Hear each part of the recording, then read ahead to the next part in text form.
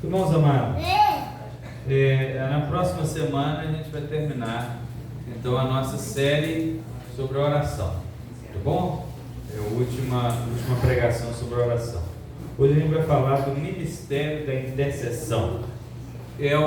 Algumas das mensagens que eu tenho pregado aqui e que eu não tenho falado, às vezes o livro que eu tenho usado, como eu falo em outras vezes, é porque acontece de eu estar estudando, né? Vou dando uma passada, então o assunto acaba pendendo para um outro aspecto e acaba descaracterizando aquilo que o autor falou. Então muitas vezes eu não cito aqui qual é o capítulo do livro que foi usado, que descaracterizou e a mensagem foi para outro lado, para outro aspecto que o Senhor queria tratar conosco. Hoje a gente vai falar então, é a 30ª lição, semana que vem termina. O nome do livro é Com Cristo na Escola de Oração. Então abra sua Bíblia na primeira carta do apóstolo Pedro, capítulo 2, o versículo 5, ok? É só esse versículo aí, não precisem ficar de pés também não. É só um versículo.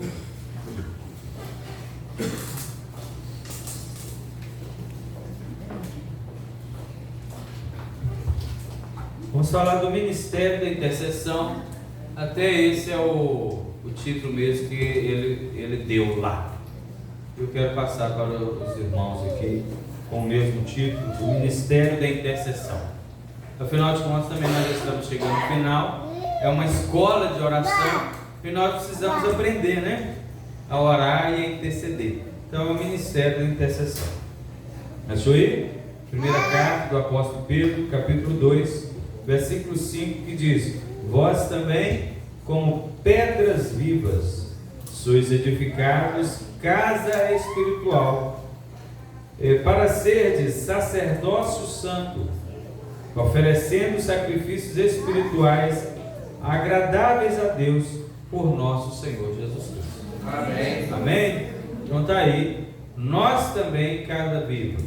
Quem conhece aí o texto que o apóstolo Pedro está se referindo, ele está dizendo que Cristo é a pedra viva, a verdadeira, a angular, a de esquina, aquela que foi rejeitada pelos homens. Todo mundo aqui sabe da história de Jesus.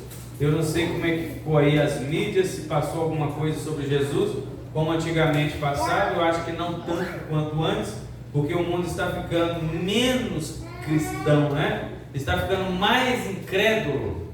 Então, temos aí essa situação de as mídias não estarem mais, infelizmente, falando muito mais acerca de Jesus. E está se cumprindo. Ele é a pedra que foi rejeitada. Ele está sendo rejeitado. E vocês também. Mas é pedra viva, né? Que ajuda na edificação da casa de Deus. Então tá. Mas eu quero começar que lá em Lucas, no capítulo 4 também, o Senhor, em um momento lá no versículo 18, ele vai na sinagoga e abre lá um pergaminho, um livro, um rolo, que saiu no profeta Isaías, no capítulo 61. E diz lá que o Espírito do Senhor está sobre mim, pois Ele me ungiu para fazer várias coisas, que está escrito lá. E aí eu quero falar isso também. Todos nós conhecemos o trabalho que Jesus realizou no tempo em que Ele estava aqui na terra. Os enfermos que foram curados, os mortos que foram ressuscitados, as pessoas que ouviram palavras que nós não ouvimos, né? Procedendo dos lábios de Jesus. E embora ele tenha sofrido muito ao ponto de ser entregue até a morte, seu trabalho teve resultado, irmão. Amém. Viu? Não um resultado qualquer. Todo mundo que trabalha tem um resultado. Não é só o fruto do trabalho, que é o salário no final do mês ou no início do mês. Não é só esse resultado que eu estou dizendo. mas o próprio resultado da empresa onde você trabalha, ou do local onde você trabalha, continuar funcionando. E quando Jesus veio e realizou o seu trabalho, ele obteve um resultado. Esse resultado lhe trouxe satisfação. Ele olha assim agora para você e para mim e fica satisfeito.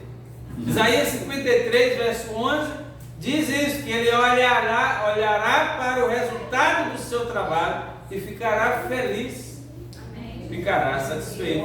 Porque muitos filhos foram conduzidos ao reino de Deus.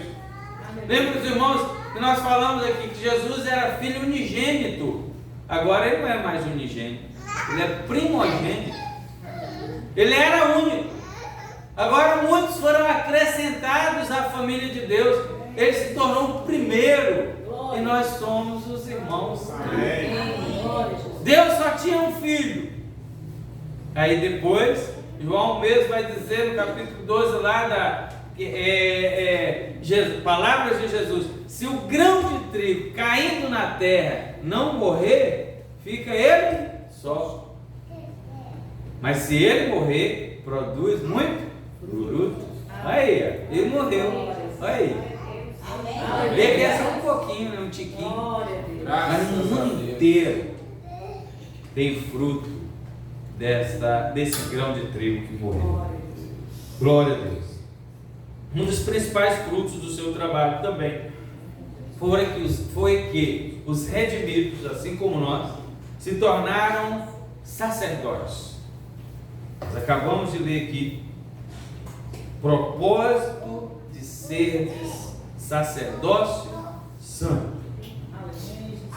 Sacerdotes, aqueles que intercedem, aqueles que mediam, companheiros de Cristo, participantes com ele desta unção de sacerdote, que lhe foi dada por intermédio do Espírito Santo que habitava e agia na vida de Jesus. Amém.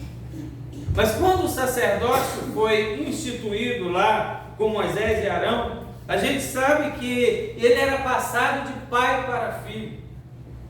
Como todo filho de Arão se tornava sacerdote só por ser filho, cada membro do corpo de Cristo agora tem também direito a participar do sacerdócio. Amém. Só que a gente encontra uma deficiência em nosso meio. Nem todos entre nós exercitam esse sacerdócio. Muitos de nós nem sabem que são sacerdotes. Fala aí para o seu vizinho, você sabia que são sacerdotes? Ou no caso de uma mulher, uma sacerdotisa, né? No caso de uma irmã, sacerdotisa. E nem sabe o significado do sacerdócio. Só que, irmãos, o sacerdócio é o mais alto privilégio de um filho de Deus. Para o assunto da oração que nós temos tratado, né? Esse tempo, esse ano, essa é a principal característica que o crente se assemelha a Jesus. Vamos ver algo sobre isso aqui. Em primeiro lugar, o trabalho sacerdotal. Podemos resumir o trabalho do sacerdote em dois aspectos: um para Deus e o outro para o homem.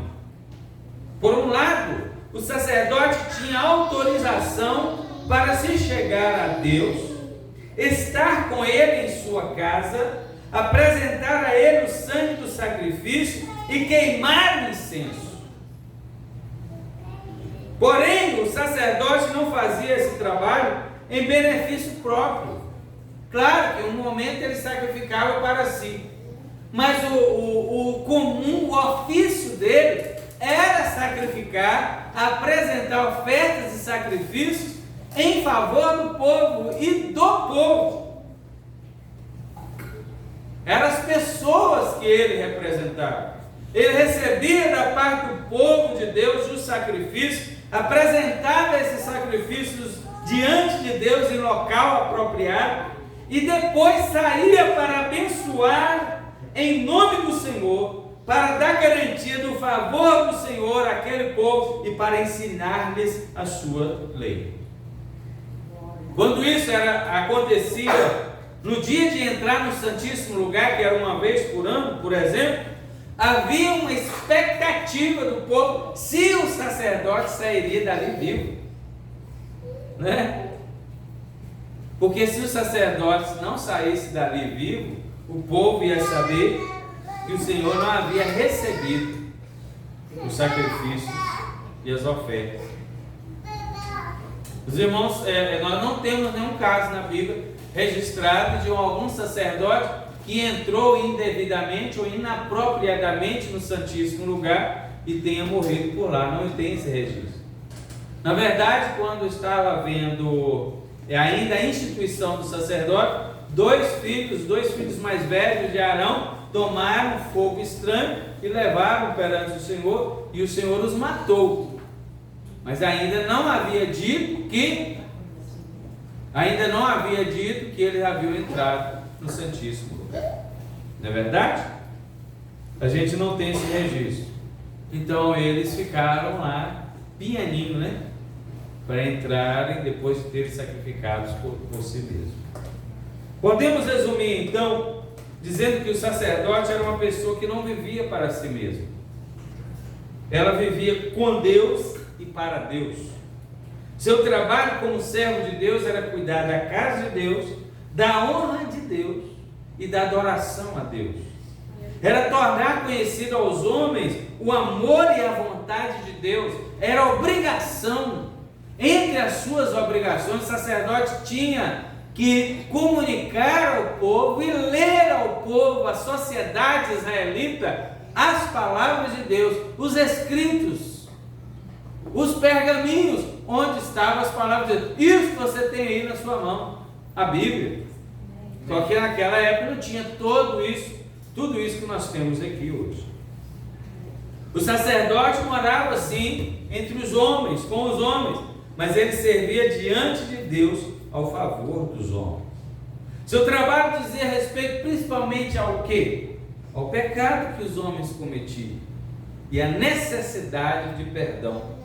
Trazia isso diante de Deus. Então, olha, o povo pecou, fulano pecou, ele ofereceu aqui um sacrifício, oferecia sacrifícios a Deus em nome dessas pessoas, para obter perdão e a bênção para essas pessoas, e depois sair dali e abençoar todas as demais pessoas no nome do Senhor.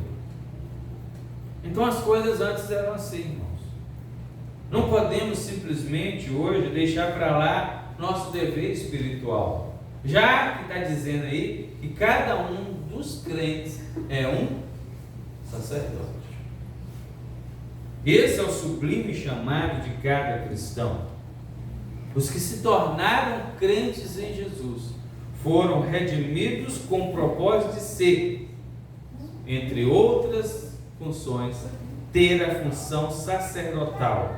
Entre os milhões de pessoas que estão perecendo, sacerdotes de Deus, semelhantes a Jesus, que é o grande sumo sacerdote, sermos ministros, sermos dispenseiros da graça divina a todos aqueles que estão à nossa volta. Aí nós encontramos algumas pessoas que dizem que não precisa mais de igreja, não precisa mais de pastor, porque já que eles são sacerdotes, né? Mas como é que eles vão ministrar a igreja? Vocês não precisam mais de igreja. Eles foram instituídos sacerdotes para quê? E para ministrar a quem? É uma tentativa de justificar a irresponsabilidade, porque não exerce o seu sacerdote. Isso não se sustenta por nenhum fundamento. Não dizendo eles que já que são sacerdotes, não necessitam de alguém que faça algo por eles, porque eles podem fazer tudo sozinhos, podem se apresentar diante de Deus na hora que eles quiserem. A coisa passou a ser leviana, né, irmãos? Levou para o lado da leviandade. Não precisa de nenhum tipo de guia. São sacerdotes como qualquer outro. Então contaminam a fé dos outros que estão chegando agora, dos incautos, porque a gente na igreja há mais tempo, mas que ainda tem uma dificuldade, né? Que caem nessas falácias, evidenciando de fato a imaturidade e ignorância espiritual. Se são sacerdotes, então precisam servir como sacerdotes, precisam ministrar perante os necessitados. Se ensina que não existe igreja, não era para existir nem pastores, nem a ninguém a quem deve honra e autoridade, então estão parecendo que são mais ministros de Satanás que ministros de Deus, não é verdade?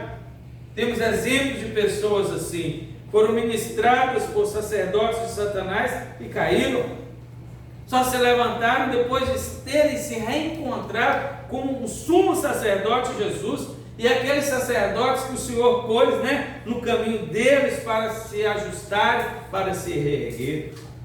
O trabalho sacerdotal, irmãos, é muito sério, não pode ser levado na leviandade, não pode ser desconsiderado. Ou nos tornamos sacerdotes de Deus, intermediando a resposta divina aos que se apresentarem a Ele, ou sacerdotes do diabo, que oculta e muda a função sacerdotal.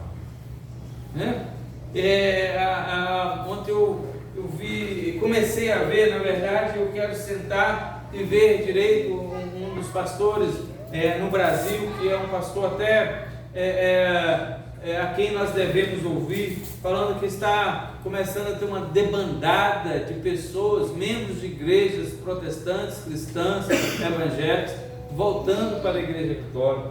E ele dava ali algumas considerações.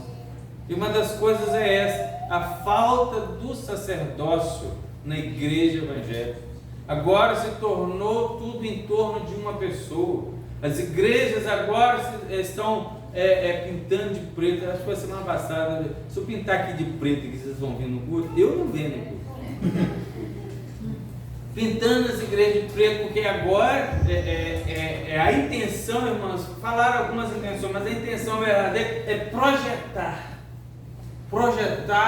o ícone, projetar, porque aí ninguém, não é assim quando você vai no cinema e está tudo escuro ali, está projetando ali, então a atenção tem que ser voltada para aquilo ali. Então é o ícone, é o Deus em questão, é o Deus do momento, seja quem estiver lá, que estiver ministrando, seja o cântico, seja a adoração. E nós temos visto aí com esses tais ministradores também aí de cânticos, o que está acontecendo, o que estão amando, porque antigamente os cânticos eram cantados, ou eles eram feitos para a glória de Deus, para a glória de Deus. Aí você pode ler a Bíblia que você encontra os cânticos lá, mas e hoje não, é para fazer sucesso, é para que eu me engrandeça, é para que eu tenha dinheiro, para que eu tenha um público. Então pintam-se as igrejas de preto. Alguém que quando chega lá para falar, fala: a sua vida vai ser um sucesso, irmão. Aí todo mundo diz: glória a Deus, os seus problemas vão se terminar. Mas, irmão, essa mensagem é a mesma do começo ao fim do ano, ano após ano, é a mesma. E eu não sei como que as pessoas não se dão ao trabalho de permitir a si mesmo pensar. Então é isso que está acontecendo. Estão começando a tornar-se, alguns já se tornaram ministros e sacerdotes do diabo. Alguns estão fazendo, até assinando com respeito a essa agenda nova, a Agenda 2030, que é uma nova forma de ver a vida de um modo global. Alguns desses líderes evangélicos é um compromisso com Satanás e o seu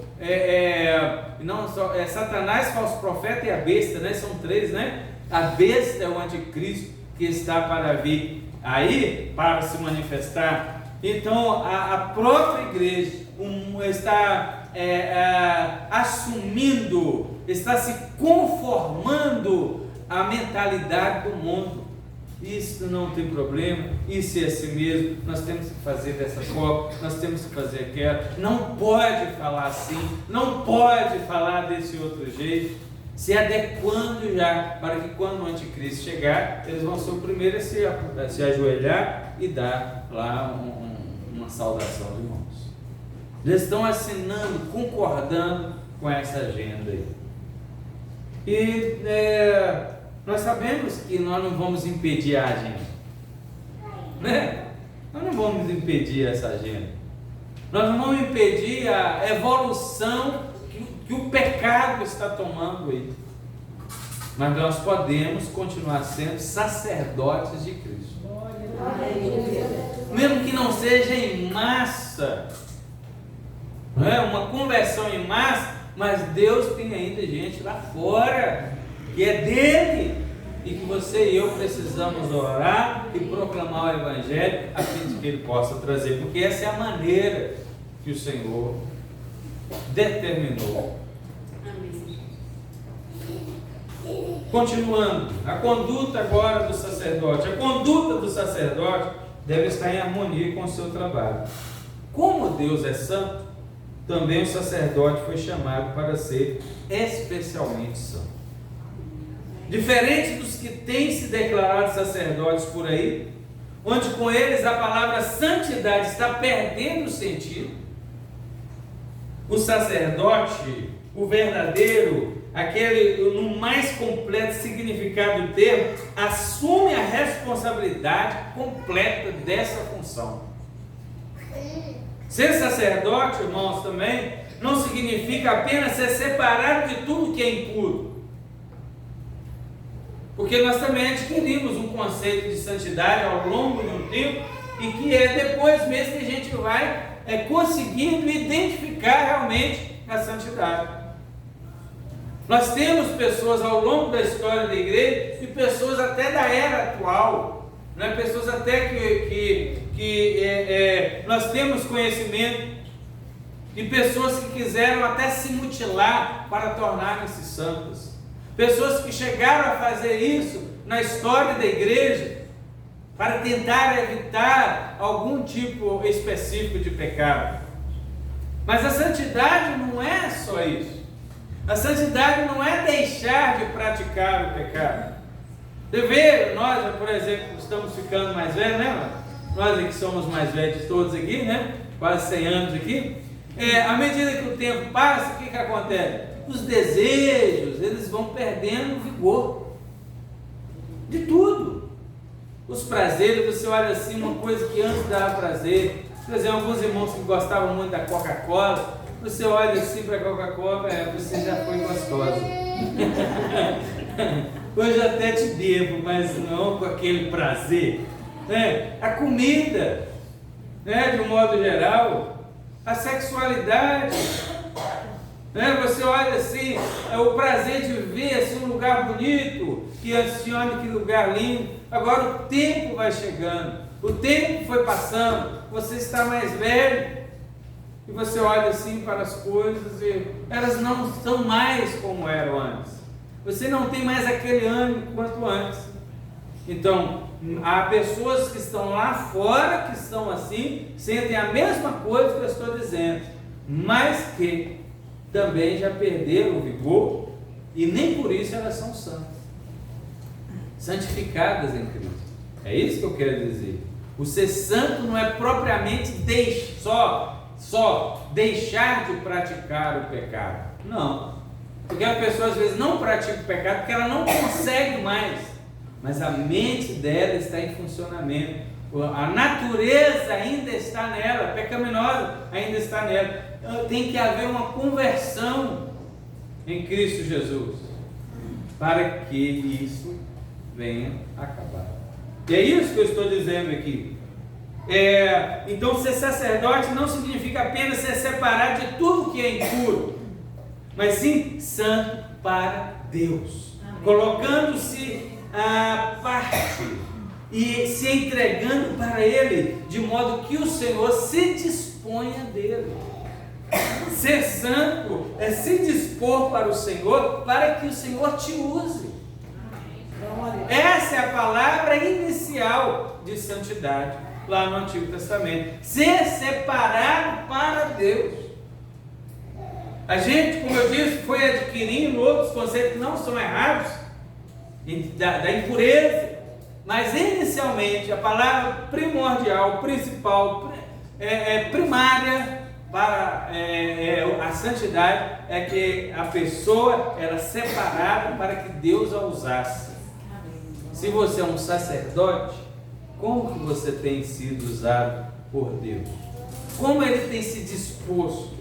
Ou como você tem se disposto a ser usado por Deus? Então o sacerdote tem que ser santo primeiro para Deus.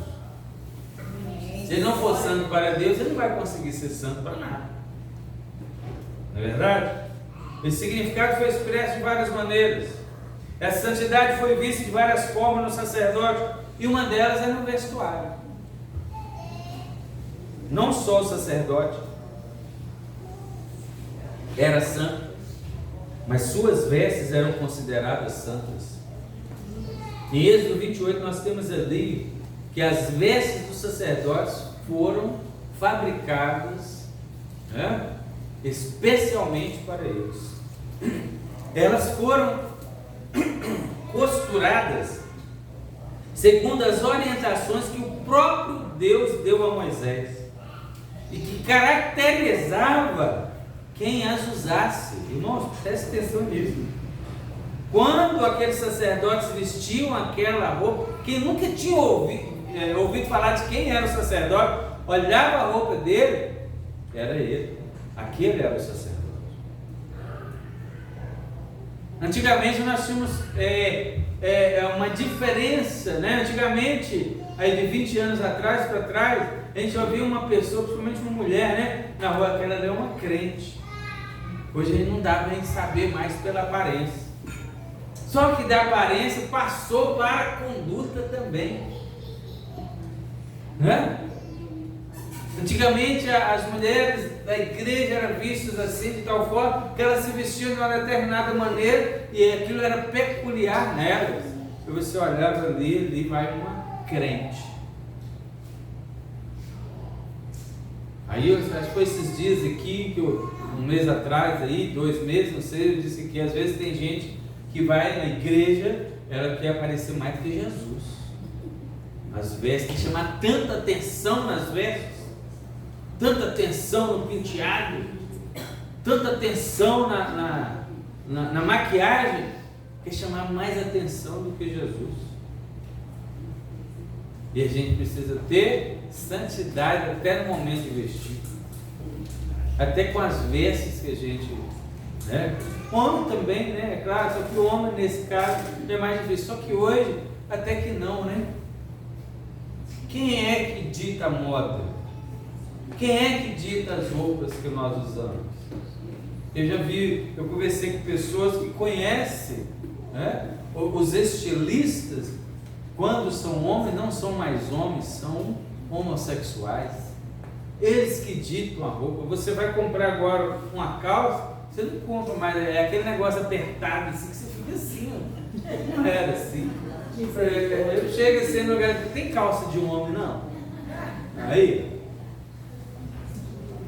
né? Claro que eu nunca mais comprei roupa, né? Mas às vezes lá em casa me pergunta, eu quero uma calça de um homem. Pergunta lá se não tem, né?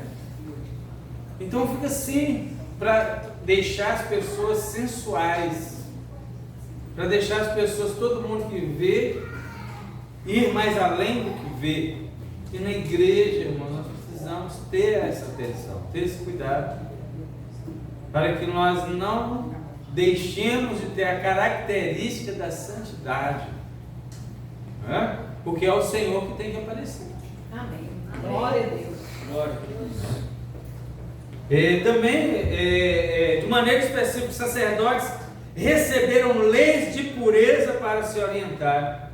Por exemplo, eles não podiam ter contato com mortos. Levítico 21 vai falar isso e outras contaminações também. Eles deveriam evitar. Muita coisa que era permitida a um israelita comum não era permitida aos sacerdotes, era proibido aos sacerdotes, incluindo o quê? Eles não podiam servir no santuário se tivesse alguma mancha no corpo. ou algum defeito, pois sua perfeição corporal apontava para a integridade e a santidade com que eles deveriam servir ao Senhor. Com relação a terem herança, o Senhor proibiu a eles conquistar terras como as outras tribos, porque o Senhor mesmo seria a sua herança. Eles iriam trabalhar só para o Senhor iria sustentar. Amém. O Senhor usaria as outras tribos para sustentar eles. Aleluia. Tanto é que eles deveriam estar espalhados por todo Israel. Todas as tribos deveriam sustentar os sacerdotes. Sua vida era para ser uma vida de fé. Eles foram colocados à parte para Deus, então deveriam viver para Ele e por Ele. Essa era a vida de um sacerdote no Antigo Testamento. Mas mesmo não seguindo a risca no Novo Testamento agora, né? Todas as atribuições sacerdotais que existiam no Antigo Testamento, tudo isso representa o tipo de caráter que o sacerdote atual deve possuir. Se no Antigo Testamento a coisa tinha um padrão a ser seguido, muito mais agora, porque é do interior.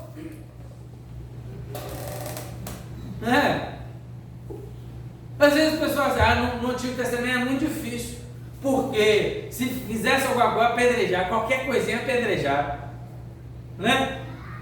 Adultério, pega os dois lá e apedreja, puf. É um profeta falso, queima ele, né? Era queimado. É um filho rebelde, que o pai e a mãe já cansou de falar, leva lá do juiz, fala, o pai e a mãe vai ser o primeiro a tirar a pedra, depois toda a congregação, o resto do bairro, vai jogar pedra até o caboclo morrer, para ver se ele aprende. Quer dizer, ele não vai aprender mais, né? Misericórdia. Aí, mas é muito difícil no Antigo Testamento. Irmão, muito mais difícil é agora. Muito mais difícil é a graça.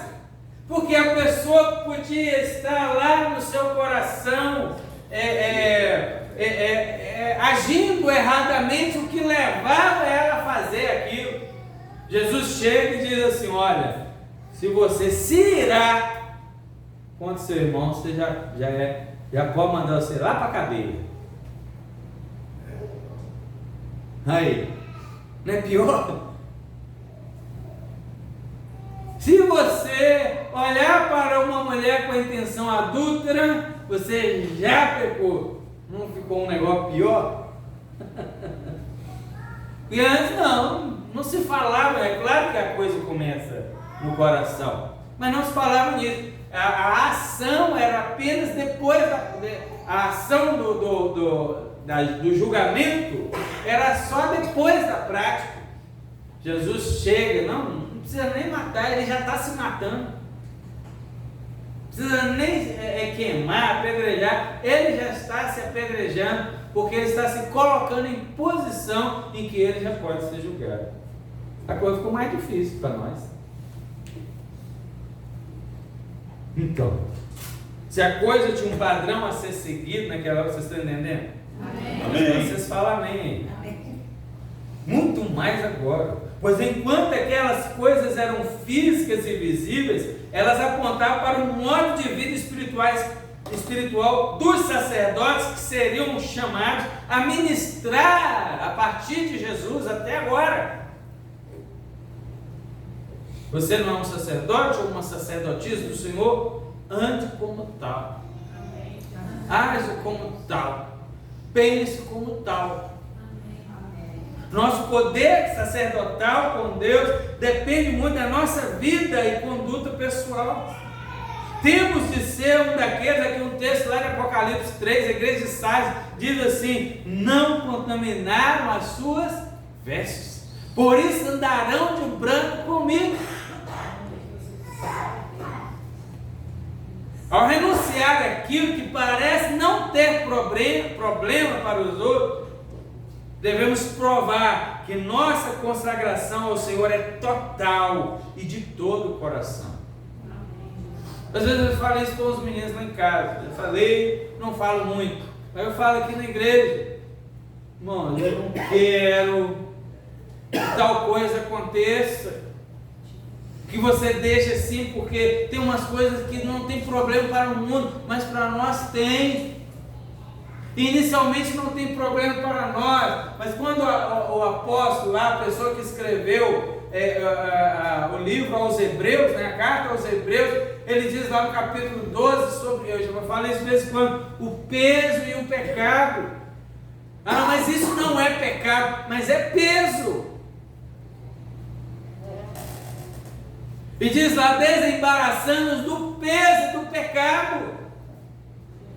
Eu vou dar um exemplo aqui que eu falo para todo mundo. Nós não vamos em festa de aniversário dia de domingo, de noite. Dia de domingo é dia do Senhor, é dia de estar na igreja. E eu falo para os irmãos, vocês não fazem festa de aniversário domingo de noite, que é dia de estar no culto.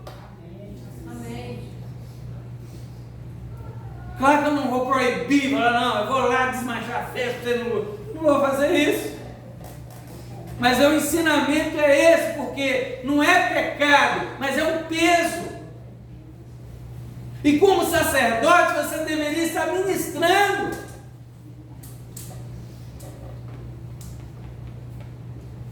É um exemplo, eu vou ficar nesse.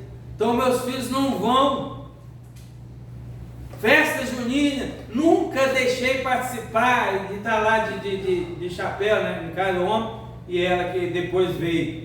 É chapéu e pintado e roupa. Não, eu aprendi que não, nós não nos envolvemos. Na escola onde eu estudava desde criança, a diretora, a dona da escola, ela ficava irada, ela odiava crente. Ela só não matava a gente porque uma tia da minha mãe que morava com ela e ajudava na direção da escola, então a gente até estudava lá por causa disso. Mas todo ano a gente tinha que fazer um trabalho para entregar, para não perder os pontos, porque a gente não participava. Eu aprendi assim. E é isso que eu ensino para a igreja. E os meus, pai, vamos. Não vai. No máximo, vai um pouco por causa lá de ter, né, lá uma participação lá no ponto. Mas tem uma hora para voltar e não vai participar da dança. Irmãos, pode até fazer falta para sua criança agora, mas quando ele crescer, como eu louvo a Deus, porque meu pai e minha mãe nunca permitiram isso. Louvo a Deus. Não, hoje não sinto que fez falta nenhuma. Fez bem. Foi bem para mim. Eu me lembro de mais de uma vez, nessa escola que eu estou dizendo, convidaram, você vê uma cidade, é um ovo. Convidaram lá cantores famosos para cantar nessa época, lá na escola. Eu era pequeno, você vai lembrar que a gente, né? Você vai lembrar, pessoal, que galopei e ficava 1 minuto e lembra desse filme cantar galopei? Então eu lembro que foi lá, rapaz, e foi um alvoroço na cidade pequena. E eu queria. Mas, irmão, eu não fiquei doente por causa disso, não fiquei revoltado por causa disso. Hoje eu louvo a Deus porque meu pai não deixou, minha mãe não deixou, porque nós éramos crentes, éramos sacerdotes. Então, para ficar nesses exemplos, aí vocês pegam para si. Cada um pega para si, você é sacerdote? Você está criando seu filho para quê? Para ser uma pessoa nesse mundo de influência? Para ser um advogado, né? Um empresário? Beleza. Mas antes de tudo, se ele não for uma pessoa de Deus, ele não vai servir para Deus. Se ele for uma pessoa de Deus, ele serve para Deus e vai ministrar na função e no emprego que ele tiver. E como crente, se a gente não pensar nisso, nós estamos pecando contra o Senhor. Estamos pecando contra o Senhor. Então não vou deixar. Vai lá na festa, não, você vai lá, mas você vai estar aqui no culto. Amanhã tem festa. Não, amanhã já foi, já. Chega, né? Todo dia não. Eu não ia em nenhuma. Estou deixando em umas duas. Já está no lucro. Né? Já está no lucro. Lugar de crente na igreja. Amém. Glória a Deus. Amém. Então, quando você renuncia aquilo que parece não ter problema para os outros, você está provando que a sua consagração é para o Senhor. É de todo o seu coração. A perfeição do corpo do sacerdote apontava com o fato de sermos também sem mácula e sem ruga, que o Espírito Santo está fazendo isso com a igreja. Perfeito e perfeitamente habilitado para toda boa obra. Perfeito, né? Segundo Efésios 5:27, 2 Timóteo 3:17, também Tiago 4:1, 1:4, perfeitos e íntegros, em nada deficientes. Irmão, lá no céu não vai entrar 1 milímetro de defeito. Glória a Deus. Se não deixa de ser, o céu não é tudo perfeito? Então não vai ser o céu se entrar em perfeição. Está vendo o caminho que a gente tem que andar?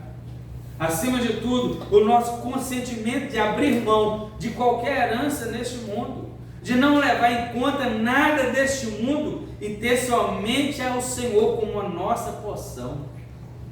Ou seja, possuir como se não possuísse. Isso é meu, mas eu sei que não é. Se o Senhor requerer, é dele. Se o Senhor permitir que leve, alguém leve, como por exemplo, nós estamos orando aqui pelas pessoas, né? Passando lá, a resposta está ali escrita ali. Teve gente que dormiu rico e acordou pobre. Teve pessoas que tiveram prejuízo, passou de R$1 milhão. Como é que elas vão reaver isso? O Senhor, mas se for um crente, um sacerdote, vai dizer o quê? O Senhor deu e o Senhor tomou. Bendito seja o nome do Senhor.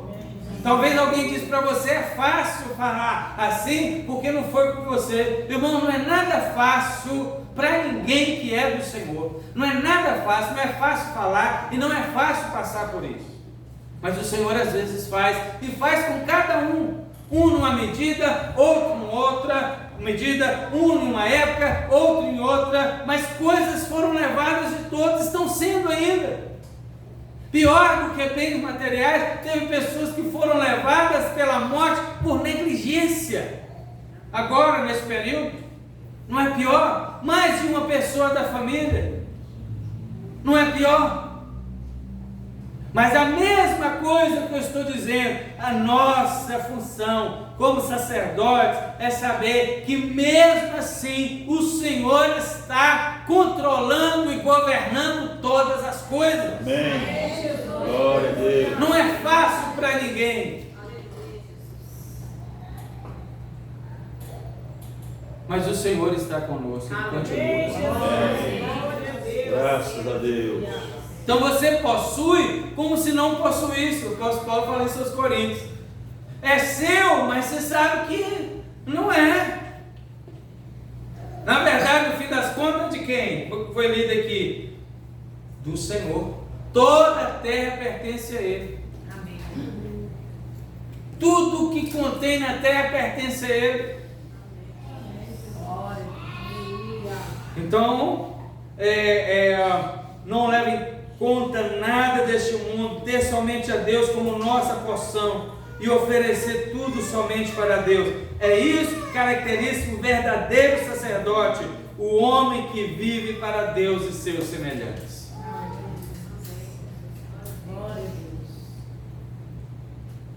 O presbítero colocou bem colocado aqui. Você pode reter aqui, mas parece uma despesa que você não esperava. Você vai ter que ir lá. Isso é só na questão financeira, não é financeiro não. Em tudo. Não é tudo nosso para Deus? Amém. Não sou todo do Senhor? Aleluia. Não, eu sou do Senhor, mas minhas coisas não, são minhas. Ué, como é que é isso? Como é que você pode desassociar das coisas? Então quer dizer, se você for embora, você vai levar com elas quando você for, se não, quando? Como é que vai fazer? Olha o caminho do sacerdócio. Deus escolheu todos os filhos de Arão para serem sacerdotes. Já falamos isso. Eles eram sacerdotes porque nasceram de Arão. Mas, observe, nenhum deles poderia iniciar o seu ministério sem um ato especial de ordenação e consagração. Todo filho de Deus é sacerdote por direito de nascimento, o novo nascimento. Já nasceu de novo, né? Amém. Amém. Não o nascimento teológico, nascer de novo, nascimento espiritual. Mas isso também não é suficiente para o exercício do sacerdote. Vai exercer o seu poder de sacerdote somente se compreender a sua consagração. O que aconteceu com Arão e seus filhos foi que, após terem sido lavados e vestidos, foram ungidos com óleo. O dia da consagração foi assim: vocês vão tomar banho, vão vestir essas roupas para chegar aqui e receber o óleo. Sacrifícios foram oferecidos, orelha direita, polegar direito da mão e do pé foram tocados com sangue. Depois eles e suas vestes foram mais uma vez aspergidos com sangue misturados com óleo. Aí eles compreenderam o significado da sua função. E nós compreendemos o significado do sangue e do Espírito de Deus. O poder do sacerdócio operará no sacerdote que compreender essas coisas. O sangue remove o senso da nossa indignidade e o Espírito de Deus o senso da nossa incapacidade. Amém. Quantas pessoas, aqui mesmo, todo lugar é assim: irmão, faz isso, eu não sou capaz, e falo com a maior humildade. Eu sei, irmão, você acha que eu sou? Eu sou um Zé Ninguém.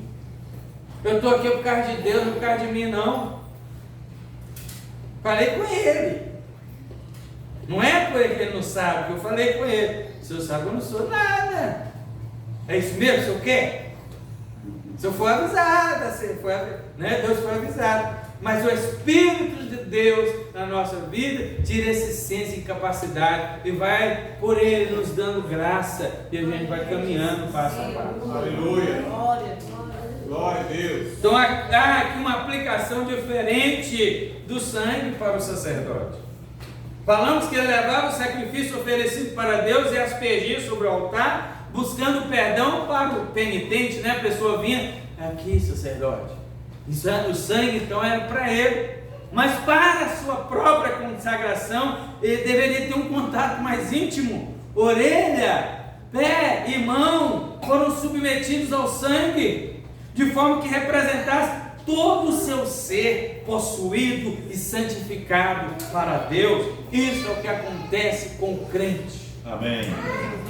Enquanto há crentes que não saem do lugar, ficam o tempo inteiro, muitos anos, apenas tentando buscar purificação e perdão. Às vezes é assim, o senso de indignidade. Irmão, quando a gente tem o Espírito Santo, a gente vai mudando dessa fase. Não fica lá, vamos procurar um sacerdote que eu errei, vamos procurar um sacerdote que eu errei hoje, amanhã, semana que vem, mês que vem, ano que vem, daqui a 10, 20 anos. Enquanto você assume a sua posição de sacerdote para ser verdadeiro sacerdote de Deus perante os homens. Agora os outros que vêm até você para que você ministre. Então você precisa buscar uma experiência mais profunda com Deus, mais completa, mais permanente do poder do sangue, como verdadeira aspersão, limpeza do coração, da má consciência, segundo Hebreus 10, para que não tenha mais essa consciência de pecado, porque agora você está num outro patamar, numa outra posição, num outro nível.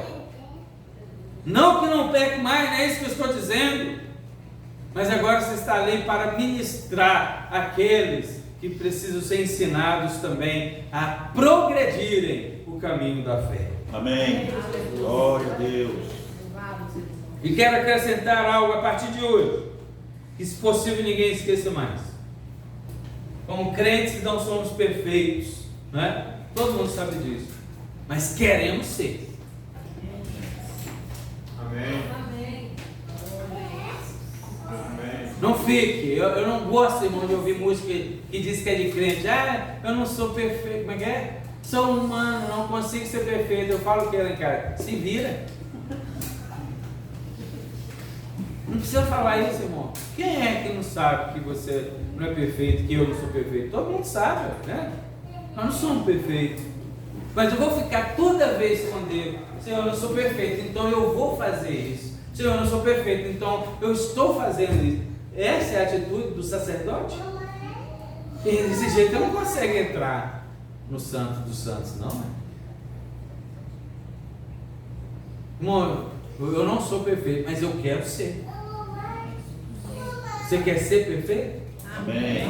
Quem não quiser ser, não vai entrar, não. Então você muda logo sua opinião aí, quem não respondeu. Você quer ser perfeito? Amém. Está na dúvida? Você não é perfeito, mas você está correndo atrás disso? Como diz, correr atrás do prejuízo, você está correndo atrás desse prejuízo, que é uma bênção? Você precisa ser. Você não é, mas precisa ser. Você está sendo aperfeiçoado? É pela palavra, é pela oração, pela sua prática sacerdotal. Eu não sou perfeito, não. Tem hora que até me assusto comigo mesmo. Mas eu quero ser. Louvado seja Deus. Então a partir de hoje você vai pensar assim: eu não sou perfeito, não, mas eu vou ser. Eu estou buscando ser.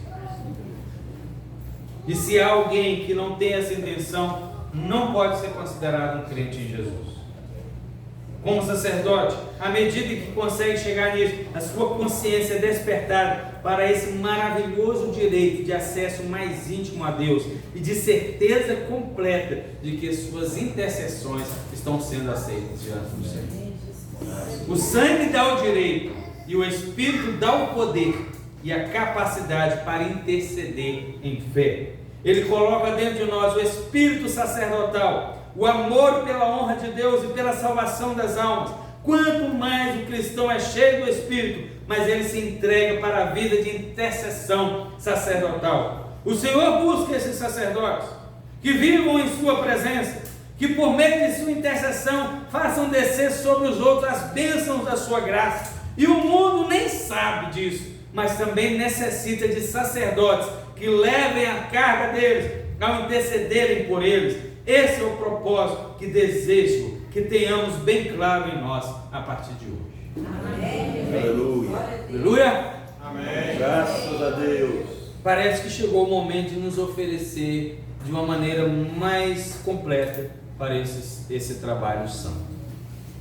Não apenas ficar satisfeito em possuir a própria salvação, fazer o suficiente para mandar. Não, eu já estou aqui no barco com Jesus, está bom. Não. Se a gente tem o título de sacerdote, então só está no barco, está faltando alguma coisa, né? Não é o suficiente. Entregar-nos ao sacerdote para conduzir mais almas a Cristo, cuidar dessas almas para Cristo Jesus, até o dia em que Ele voltar, e nós sejamos encontrados fiéis. Lembra da parábola que Jesus falou? Ele disse isso: bem-aventurado o servo a quem, quando o seu Senhor voltar, encontrar agindo assim. Amém. Então que vamos fazer isso. Amém?